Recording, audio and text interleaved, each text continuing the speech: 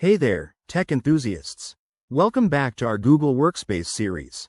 Today, in episode 3, we're tackling how to create Google Docs in 2025.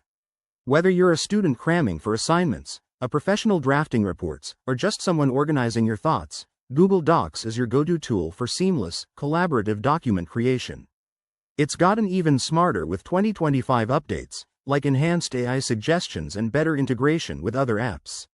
Let's dive right in. First things first, make sure you're signed into your Google account.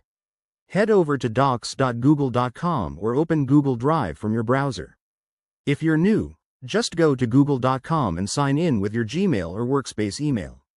Once you're in, look for the colorful plus sign or the New button. Click that and select Google Docs from the drop-down menu. Boom! A blank document opens up, ready for your ideas. Now, let's customize it. At the top, you'll see a prompt to name your document. Type something descriptive, like My 2025 Project Plan, to keep things organized. The interface is super intuitive. On the left, you have your menu for formatting options, and the main area is where the magic happens.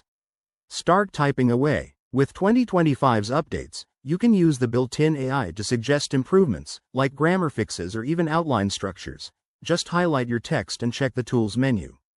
Don't forget about collaboration. It's what makes Google Docs stand out.